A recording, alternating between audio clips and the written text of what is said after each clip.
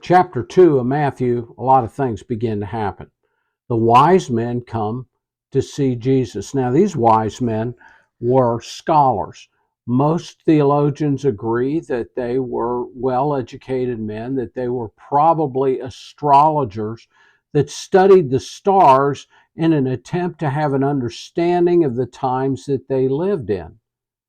And as we read this, we know that God provided a special star to point the way to Jesus. When these wise men, and by the way, we don't know if there were only three.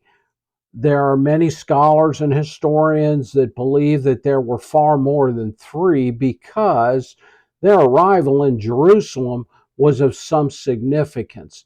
And just three men coming into Jerusalem would not have been that big a significant event. But anyway, these wise men came to see Jesus. They came to see the birth of the King of the Jews. They wanted to meet this baby that was so important. They brought three gifts. As many of us know, as tradition talks about, even manger scenes show that at least three wise men were carrying gifts of gold, frankincense, and myrrh. They were paying tribute, as was the custom of that day, paying tribute and honor to this king. Now, I don't know if any of you all have ever been at a banquet or someone where they paid tribute to someone, where they acknowledged their value, maybe a coach at a sports event, or maybe someone who served in the community for many years. But these wise men were paying tribute to the King of the Jews, the Son of God, Jesus Christ. And as we look at this, we're going to consider how we can pay tribute to Jesus in our daily life, how we can glorify God and Jesus Christ in living our daily life. So join me as we look at Matthew chapter 2, verses 1 through 12. You're turning your Bibles to Matthew chapter 2. And we begin chapter 2 today. Susie, you're going to have to settle. Matthew chapter 2, and we're going to read verses 1 through 12, and I'll ask you to stand if you're able as we read this passage. Matthew chapter 2. Now after Jesus was born in Bethlehem of Judea in the days of Herod the king, behold, wise men of Egypt came to Jerusalem. And they were saying, where is he who had been born King of the Jews? For we have seen his star in the east and have come to worship him. When Herod the king heard this, he was troubled, and all Jerusalem with him. And when he had gathered all the chief priests and scribes of the people together, he inquired of them where Christ was to be born. So they said to him, in Bethlehem of Judea, for thus it is written by the prophet, but you, Bethlehem, in the land of Judah, are not the least among the rulers of Judah. For out of you shall come a ruler who will shepherd my people Israel.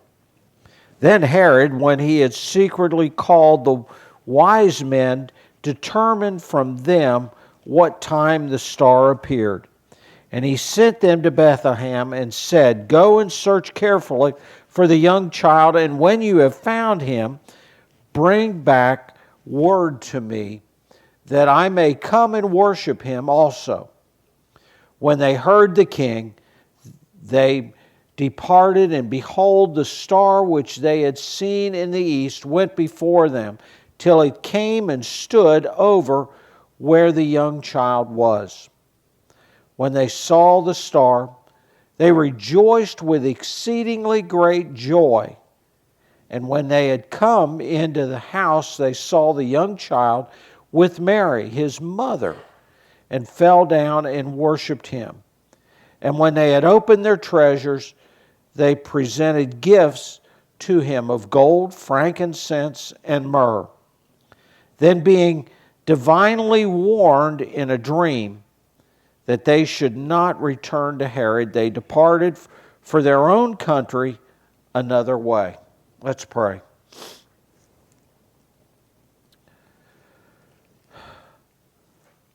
Lord, there is so much that Matthew has recorded for us.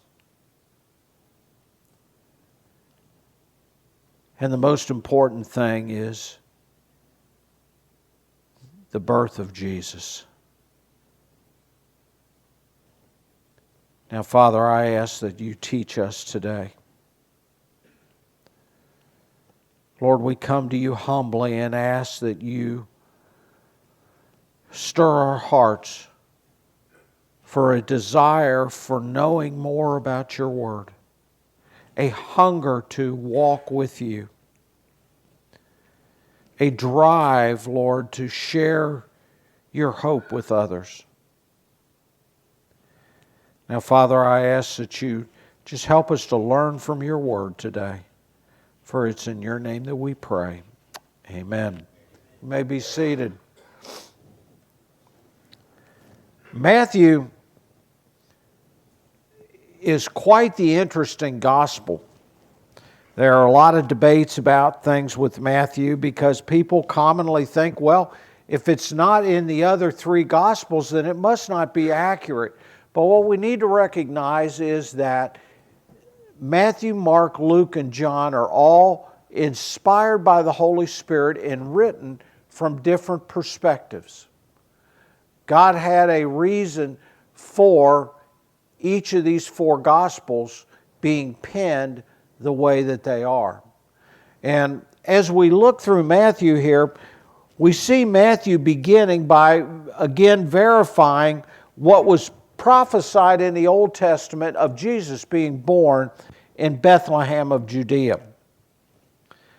We see another individual, Herod the king, and we don't have time to really get into it this morning. Herod was not a nice guy. It is believed that he was roughly about 70 years old when Jesus was born. But he was not a nice guy. Just to give you a taste of this, Herod was the kind of guy that he had his brother-in-law killed because he didn't want any competition for the throne. He had his mother killed for the same reason. He had countless other individuals murdered because he was this kind of person that just wanted to be on the throne. He was a God unto himself, if I may put it that way. So Herod is in this picture. There are wise men that are in this picture that Matthew records in verse 1. When it talks about the wise men from the east, and this is what we want to focus on today, is these wise men. We want to look at verses 2 and verses 11 today as we look at this and how they paid tribute or honor to the true King, Jesus Christ. Look at verse 2 for a minute. Let's go ahead and read verse 1 too, so it'll make sense. Now, after Jesus was born in Bethlehem of Judea, in the days of Herod the king, behold, wise men from the east came to Jerusalem, saying, "Where is he who is born King of the Jews? For we have seen his star in the east and have come to worship him." Now, there's some significant things in verse 2 that we need to look at. The first thing I'd like you to see is that they came looking for Jesus. They were looking for Jesus, the King of the Jews. Now, there are people that have asked the question, where did they hear about Jesus from? These wise men, and we need to make some corrections on some things here to understand this.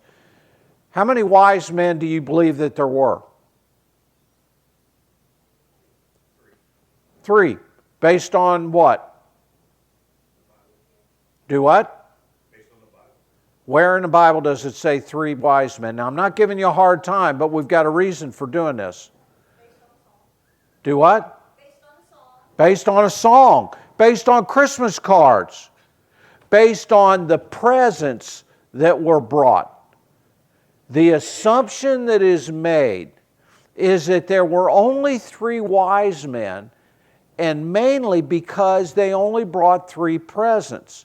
Well, let's set the stage on this now, because those are valid thoughts, and I was thinking the same thing. At one time, I thought the same thing, and they're valid thoughts. It is believed from history and many historians that these wise men were Medes. They were from the Medo-Persian Empire. They came on the scene and appeared in history some 500 years before the birth of Jesus in the time of Daniel in Babylon. They learned about the birth of Jesus because of the prophecy of Daniel sharing about Jesus coming and the king coming to Bethlehem. They had learned about this. These wise men were interesting people. They were referred to by many historians as kingmakers. In fact, if I remember correctly, James Boyce in his commentary of Matthew referred to them as kingmakers. They were highly educated men. They were men that if you wanted to be somebody in politics, you would get their advice. They would be sought out by rulers all over the known world at that time. It is believed generally by most historians that there were 12 of these men that came. Now, not only 12 of them that came, but there was a large complement that traveled with them of camels, of support people, and also a large group of Persian soldiers, because these wise men came out from the east, from the Medo-Persian Empire at the time. And it is believed that they came strictly to meet Jesus, the Son of God, the King of the Jews. I believe it was Wiersbe in his commentary that commented that these were perhaps some of the first Gentile converts to believing in Jesus as the Son of God, as the King of the Jews, as the Messiah. And they came to see and meet, and as the Bible says, to worship Jesus. So, as you sing the song, as Kristen said, got to get Susie untangled here. As you sing the song, We Three Kings? They were not necessarily kings. In fact, William Barclay in his commentary talks about the fact that these men, and he refers to it as a legend, not historical fact, but as a legend, that they even narrowed it down to names for these 3 guys. In fact, if I remember correctly, in John MacArthur's commentary, he even stated in there that there is on exhibit in Europe today 3 skulls that are supposed to be the name, or these 3 wise men, and they have names for them, all 3 of them. Well, none of that is factually correct or accurate. I have not found one historian that I have read that can verify that. It's all legend. Now, say, well, why are you going through all that? You've just busted my bubble for Christmas time now. I've got to find new Christmas cards that have more than 3 wise men on them when I send Christmas cards. But what I want you to understand here is I want to paint a picture for you of the main event, which was this group of wise men. Imagine for a minute these men traveling hundreds of miles to meet this baby. Their support people, their entourage, hundreds of Persian soldiers marching into Jerusalem. This wasn't someone that they just arrived and nobody noticed. It was noticed. It would be equivalent to coming into this town and you have hundreds of people pour into town for whatever event or for whatever reason. You'd have hundreds of people pour into town, and you'd notice it. You'd notice a large number of people coming into the town, and this is what happened here. But I want you to look at verse 2 again. It says, they wanted to know immediately, where is he who has born King of the Jews? There was no question about the birth of Jesus and who Jesus was to these men, because for over 500 years they have heard the stories of the prophecies of the birth of Jesus. They have heard the word and read of the word of Jesus coming, of the story being told of him being born in Micah.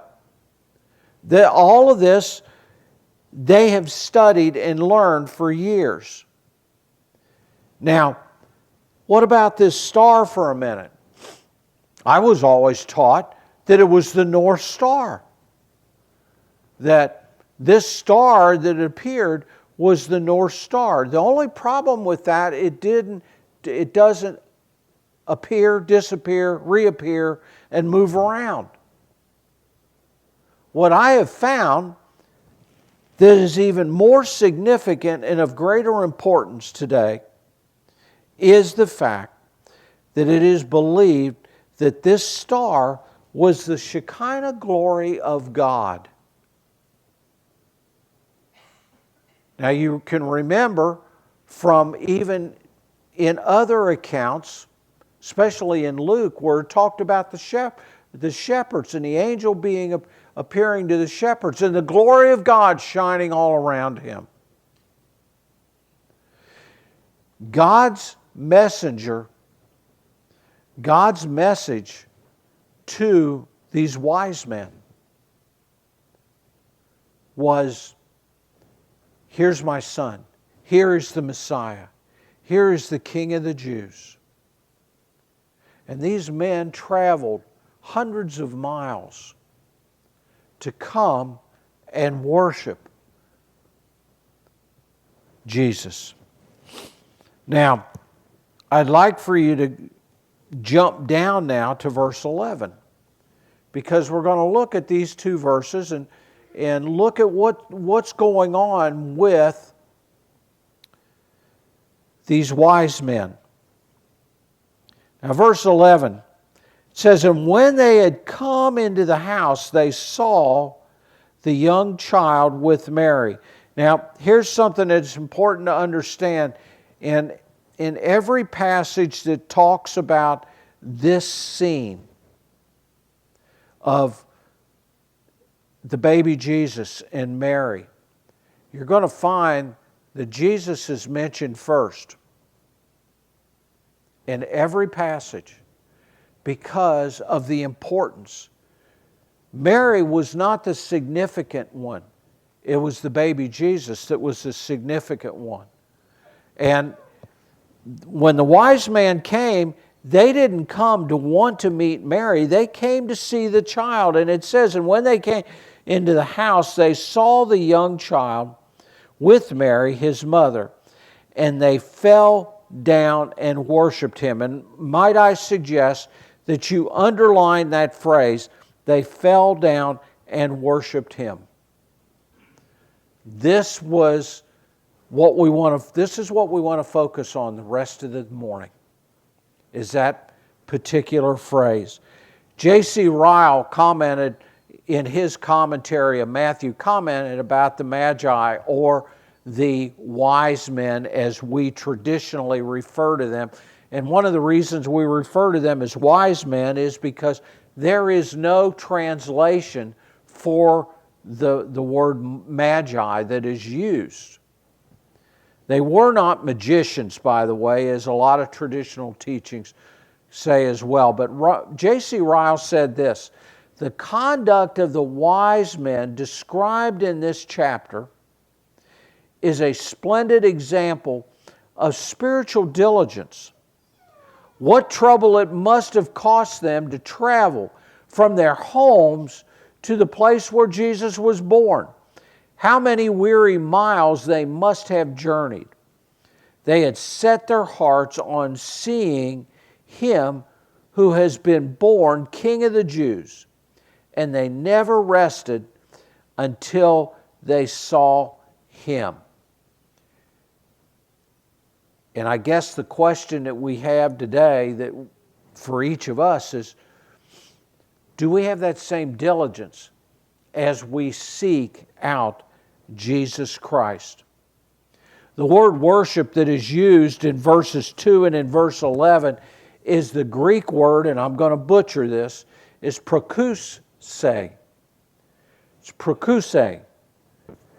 That word literally means, according to Kittle, in his dictionary of Greek, is a word that means to bow down, to prostrate, to literally kiss the feet of. It was an action that was taken to not only acknowledge royalty, but to acknowledge deity with someone. Now, these men came and they literally wanted to bow down to worship this baby because they recognized who this baby was. There was such a significance in this event to them. And they wanted to see, they wanted to worship this king. They fell down, they worshiped Him, they clearly recognized who Jesus was. It wasn't just a simple ceremony, because one of the other things you find in studying history is that it was common for, in the Middle East and in Eastern countries, to come and greet royalty, that they would do it in the way that the wise men did. They would bring gifts. They would come to acknowledge royalty and bring gifts. But what these wise men truly set out to do was something clearly different. Spurgeon said this: those who look for Jesus will see Him. Those who truly see Him will worship Him. Those who worship Him will consecrate their substance to Him. And that's exactly what these wise men did. They set out on a journey to find this one child, Jesus.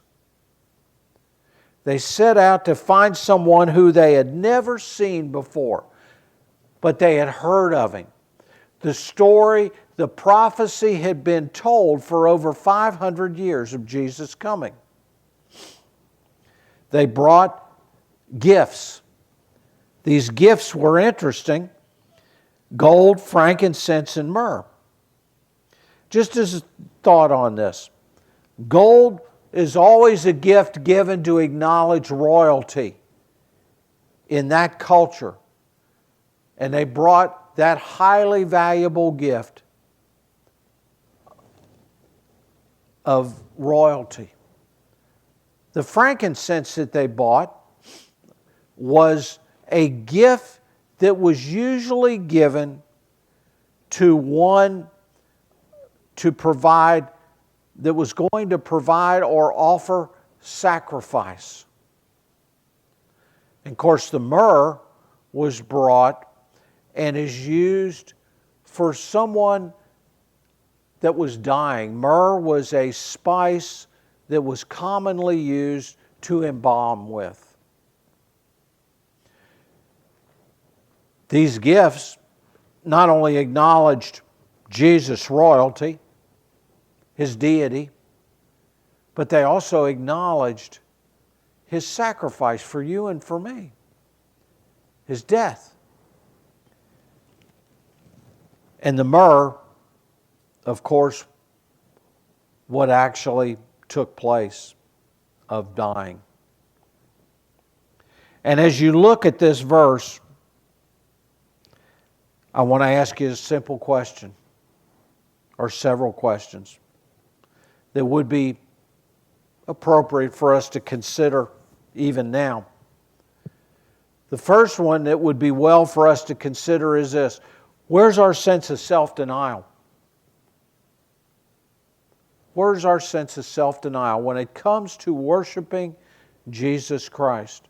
Not only where's our sense of self-denial, what pains do we take for our souls to worship Jesus? What pains do we take? What inconveniences are we willing to go through? Another question that we could ask is, what diligence do we show about following Jesus Christ? And perhaps another question to ask is, what does our religion cost us? So having asked these questions, I want to give you 3 ways, or offer 3 suggestions of how we can come to Jesus, just as the wise men did. And I believe that these wise men, while they were of esteem, while they were men of status, they had to be men of status because of the travel that they did, of going to Herod and asking, okay, where's this baby Jesus that's king? Well, you're going to King Herod, king of the Jews, that he named himself, and saying, okay, where's the baby that was born king of the Jews? They ran the risk of being imprisoned, being killed, but they traveled with an entourage. But I believe as they approached Jesus, they approached him in humility. They approached him with awe of recognizing who this baby truly is. So let me offer these suggestions to you of how we can glorify and honor Jesus as King, as Lord of our lives. The first one is this: we need to commit to seeking out Jesus regardless of the challenges or the cost that it is to us to follow Him faithfully. We need to commit to seeking Him out. We need to acknowledge the fact that He is the only way and the truth and the life. John 14:6, Jesus said, I am the way, I am the truth, and I am the life. No man comes to the Father except through me. So, are we willing to look at Him as the only way? Just as Jesus gave Himself for our sins, are we going to be faithful in following Him and giving of ourselves, setting ourselves aside to follow after Jesus in everything that we do? Most of us remember Romans 12:1 and what it says, that I beseech you therefore, brethren, by the mercies of God, that you present yourself a living sacrifice, holy and acceptable to God. Not only that, Matthew 16:24, Jesus said this to His disciples, if anyone desires to come after me, let him deny himself, take up his cross, and follow me. So are we approaching Jesus each and every day with that mindset? Do we do that each and every day? Do we approach it in that way? Do we have that kind of devotion? Or do we rise up every morning? And when I say we, I am including myself in this too. Please understand, I'm not preaching at you. I am sharing with you the same things that I have to ask myself each and every day. Do we get up in the mornings and diligently seek out Jesus, no matter what the cost it is to us? We should be determined to live our life allowing God's Word to govern every moment of our life. Psalm chapter 37 and verse 23 says, "The steps of a good man are ordered by the Lord, and he delights in his way." You know, we say we want to obey God. We say we want to follow after God. But how many of us really devote the time and spend the time in His Word to learn what it is that God desires of us? How often do we spend time just being still before the Lord and seeking out God for the decisions that we need to make and how we live each and every day?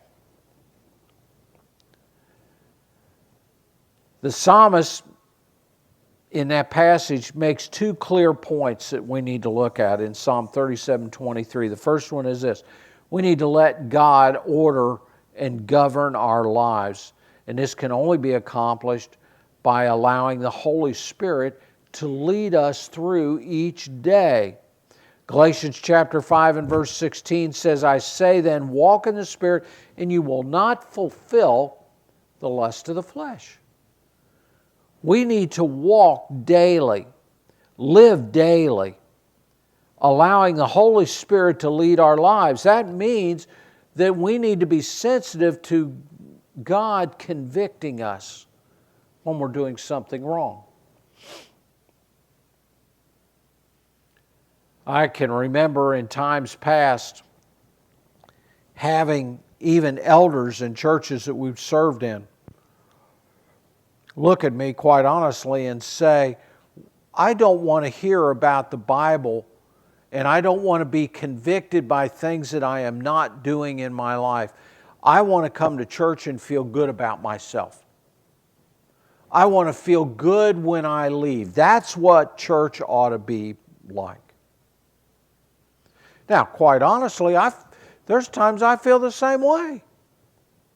I don't want God convicting me when I'm messing up. I want to feel good about everything that I do. But what we need to learn to do, all of us, myself included, is being willing to allow the Holy Spirit to guide us and direct us and to lead every moment of our life. Now, the second thing that the psalmist points out is that we need to be devoting ourselves to learning and applying Scripture. None of us can understand how God wants us to live if we are not taking this book into account, if we are not spending time in this book each and every day. 2 Timothy 2:15, "Be diligent to present yourself approved to God, a worker that does not need to be ashamed, rightly dividing the word of truth." That phrase, rightly dividing, means in the Greek to cut straight or to correctly apply. We need to learn to correctly apply God's Word to our lives. Joshua chapter 1 and verse 8, God told Joshua, as he began to be the leader of the nation of Israel, some 2 million people after Moses' death. Here's what God told Joshua. "This book of the law shall not depart from your mouth, but you shall meditate in it day and night, that you may observe to do according to all that is written in it. for then you will make your way prosperous, then you will have good success. God told Joshua when he said this book of the law, this was the first 5 books of the Bible, what's called the Pentateuch, the books that Moses had written. And God told Joshua, he said, everything you need is right there. You need to spend the time, read, study that, make it part of your life. When he said to meditate on it day and night, he literally is saying to incorporate it into your life and make it part of your life. I think the question that each of us need to ask ourselves is, are we making God's Word part of our daily life? Is that the first thing that we go to when we have challenges, when we have problems, when we have difficulties? In living a life that is ordered and governed by God, we must commit ourselves to turning to God for direction and instruction in everything that we do. Whether it is finding a doctor, undergoing a new treatment, taking a new medication, taking on a new financial bill, spending money, purchasing a vehicle, or making any kind of purchases. We need to go to God first before we do anything in our lives. Psalm 119, 111 says this, your word is a lamp to my feet and a light to my path. God's word not only illuminates what's in front of us so we don't fall into traps, but it's a light to our path. It literally gives us direction as to where we ought to be going in life. Matthew 6:33, Jesus said this, he said, seek first the kingdom of God and His righteousness, and in all these things will be added unto you. Jesus said, okay, 2 things that you need to be doing if you want to cope with everything in life, and we will get to this in a few weeks in Matthew 6, people were asking all kinds of questions.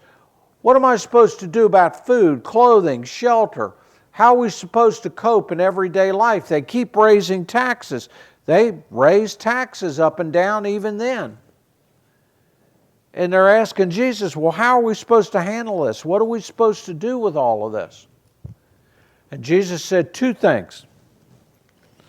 I'd like to think of it this way. He may have said, guys, there's only 2 things that you need to do. The first one is this. Put yourself under the authority and sovereignty of God. That's the kingdom. And then determine to live life God's way. That's the righteousness. Seek first the kingdom of God and His righteousness. Colossians 3:2, Paul wrote this and he said, set your mind on things above and not on things of the earth. I think one of our greatest problems today is we spend way too much time, and I'm guilty of this too, we spend way too much time watching TV or focusing on things other than God's Word. I mean, I read an article several years ago that it was said that the average man reads maybe 1 book a year, and only if it has pictures in it. Now, I don't know how accurate that is, but I guess my question is this: how often do we sit down and read this book right here? How often do we just shut everything else down and read this book? One of the fondest memories I have of my dad, and I have the Bible that he used for years that I was growing up. It's been rebound, I think, 2 or 3 times. Is seeing him come in from work. He'd sit down in his rocking chair in the living room, and he had his chair strategically positioned next to a set of bookcases. And I can remember seeing him sitting in that chair with his legs crossed, Bible open, sitting on his knee, reading through his Bible. And then he'd get to a passage and he'd take out his chrome cross pen and highlight or circle or mark something or write a note in the margin. That's my fondest memory of my dad growing up. Because when he came to know the Lord, his whole life changed. His whole life changed, and it was no longer what he had learned in the 82nd Airborne any longer. It was no longer the frustrations and the unforgiveness that he felt from his dad, my grandfather, abandoning him. It was his love for Jesus. Now, did he still make mistakes? Yes. But the greatest memory I have of him is opening God's Word. So when Paul writes to the church of Colossians and says, set your mind on things above and not on things of the earth, are we setting our minds, our thinking, on the things that are important to God? Paul doesn't mean that we walk around staring up at the heavens and imagining what heaven would be like. Because I don't have enough brain power to imagine what heaven's going to be like. I don't want to shortchange it. But what Paul is saying is, since you've come to Christ, focus your thinking on the things that are important to God. And do it that way. The last thing that I think that would help us in how we pay tribute to Jesus, how we glorify Jesus and honor Jesus is this. We should live a life that's obedient to God. We should live a life obedient to God.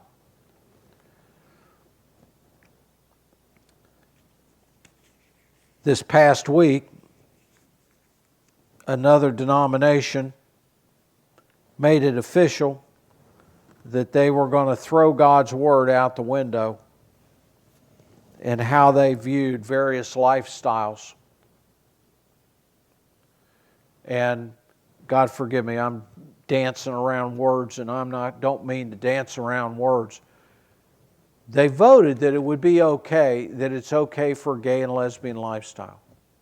They voted that it's an okay to perform single-sex marriages or in same-sex marriages in the church. None of this is okay. Romans 1 did not change, folks. It did not change. And one of the greatest tragedies that I believe is happening in our culture today is the fact that we are turning a blind eye to what God's Word says and living in denial of the truth of God's Word. John 14:15 says this, if you love me, keep my commandments. Those are Jesus' words. We claim to love Jesus, but are we actually keeping His commandments? It doesn't say that we got to be perfect. It doesn't say that we got to get it all right the first time. But it does say that we need to work at keeping God's commandments. And that's what we should do. We need to be obedient to His Word. We need to practice what obedience really means. Is no compromise in God's Word. Malachi, God told the prophet Malachi, He said, I do not change. Now, God says I do not change. Therefore, I must recognize the fact that God's Word does not change. Folks, God's Word does not go out of date. It's not obsolete. it doesn't mean that it's only relevant to the culture that it was written in. It is just as relevant today as it was when it was penned. Just as relevant. And you and I, need to stop looking at go-arounds. The Southern Baptist Convention's coming close to meeting again. One of their big problems at the last convention, and I make no apologies about this, one of their biggest problems at the last convention was they were debating go-arounds from God's Word. And it creates all kinds of turmoil. And I believe that's one of the greatest reasons or causes for the drastic decline in Southern Baptist churches today, because people are just sick and tired of the compromises. In fact, there was a book published maybe 15, 20 years ago called Already Gone. And it was research that was done on 15 to 25-year-olds, determining why they left church. One of the number one reasons for them leaving church and not going back was the hypocrisy in churches. Now, folks, you can call it whatever you want, but when we start compromising God's Word but yet continue to claim to love God, we practice hypocrisy. I don't care what it is. I don't care if you want to call it legalism, you can call it legalistic, but God's Word is God's Word. And by the way, obedience to God's Word is not legalism. You want to know what legalism is? I will be happy to come see me afterwards. I'll be happy to define it for you. But I'm running out of time. So, Deuteronomy 13:4 says this about not compromising. You shall walk after the Lord your God and fear Him. That word fear literally means to reverence Him in His sovereignty, and to keep His commandments and obey His voice. And you shall serve Him and hold fast to Him. In other words, stay focused and obey Him. Obeying God also means to do it regardless of the cost, regardless of the personal cost to you and me. Acts chapter 5 and verse 29 says this, "But Peter and the other apostles answered and said, we ought to obey God rather than men." Now understand that in that passage, in the context, the Sanhedrin, the legalistic group of the religious parties of that day, had come to Peter and James, and they had said, you got to stop preaching Jesus, or we're going to throw you in prison. And this was Peter's response. You do whatever you think is right, but we can't help ourselves. We have got to speak of Jesus. You willing to pay any price? I was reading earlier this morning, refreshing my memory about William Carey. Do you understand that if it were not for William Carey and his devotion to establishing foreign missions, there would not be foreign missions today? I really believe that, because out of that, Hudson Taylor jumped up. Jedediah Hudson or Johnson jumped up, and many others followed after his obedience. William Carey served for 30 years in the mission field. Saw little results from it, but yet today they do. So we need to be willing to serve, to be obedient, at whatever the cost. The last thing, and I'll finish up with this, is living in obedience to God means lining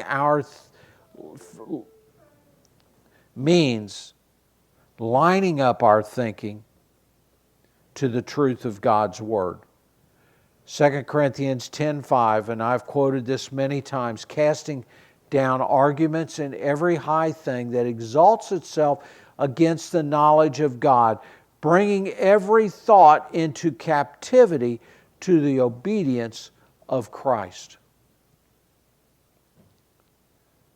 Next time you're going down 50, myself included, and I've joked about this and said I believe that it was God's sovereignty that invented cruise control on cars, because my right foot never got saved. And if you understand what I mean by that, it's my right foot doesn't believe in running the speed limit. So when I get on 50, first thing I do is set the cruise control. I know that sounds silly, but I want you to understand this is part of the obedience. You may not agree with the 55 or 65 or 35 or the school zone at 15 or 25 coming through town. You may not agree with any of that. But it is the law. And God makes it very clear that unless it violates His law, we're to obey the laws of the land. And we need to be practicing obeying the laws of the land. Now let me ask you this. I wanted to read from you the closing paragraphs in James Boyce's commentary on Matthew for these first 12 verses of Matthew 2. But my vision today is such that I can't even see the words. And to use my special glasses to read it with, I felt would be a little distracting. So I want to share it with you this way, and then we're going to close. James Boyce basically commented, and he said, what a miraculous wonder it was for these wise men to journey and endure the travel for hundreds of miles to seek out Jesus. And then he says this, he said, perhaps you're in a place that you have never come to Jesus in your life. And he says it's real simple. You pray and you say, Lord, I don't know you. I don't know where to find you. But I am seeking after you because I need you. I thought it was a wonderful way to close out. But then he says, but perhaps you know Jesus already. But are you living your life like these three magi's, or these magi's were? And he took the gifts and he reversed it, and he said this. They brought myrrh as a symbol of how Jesus died for us. And he asked the question, he said, are you willing to die to yourself to Jesus Christ? Are you willing to die to yourself daily to follow after Jesus? And then James Boyce goes on and he says, then you can bring the frankincense to Jesus in worship. Frankincense was an incense that was harvested from a brush tree in the deserts. And this frankincense was one of sacrifice. And he said, are you willing to sacrifice anything to follow after Jesus? And then he said, then you bring the gold. to Jesus. Gold is highly valued. It's given to kings and royalty, given to sovereigns. And you can take all that you have and give it to Jesus, who is sovereign, who should be Lord of your life, and simply following Him. The first part of Matthew, and we have to go back, I have to confess next week, we have to go back to these first 12 verses again, because we need to see the angry king. I shared with you that Herod was not a nice guy, but we need to see the angry king and how this opposition to Jesus Christ even exists in the world today. There's three approaches to this, three different reactions to the birth of Jesus. And we need to ask ourselves, just like Matthew presented it, which of these three are we in? So, if you've met Jesus, then are you presenting yourself with these three gifts to Him? Perhaps you don't know Jesus. And if you don't, now's as good a time as any. There is not a better time to go to Jesus, to seek Him out and find Him. And just as God showed these wise men where to find Jesus, He does the same thing with you and with me. So let's stand and we'll be dismissed.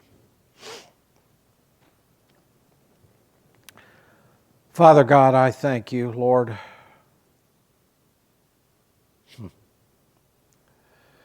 We are so unworthy of Your love and Your truth. But we praise You for it. We thank You for it, Lord. Now, God, I ask that You be with us as we leave here and enter into another week. May we live out our week obeying You. May we live out our week not thinking of the cost to follow You, but just be determined to do that. To be, as You told Joshua, to meditate on Your word day and night. To be careful to obey Your word in every area. Now, Lord, keep us safe. Give us strength. Give us the courage we need. For it's in Your name that we pray. Amen. We hope that the Lord spoke to you today through the message. And if He did, and you made a decision, or you simply need prayer for something that you're dealing with in your life, please contact us. Let us know how we can help. Let us know how we can be praying for you. And most certainly contact us if you need any assistance.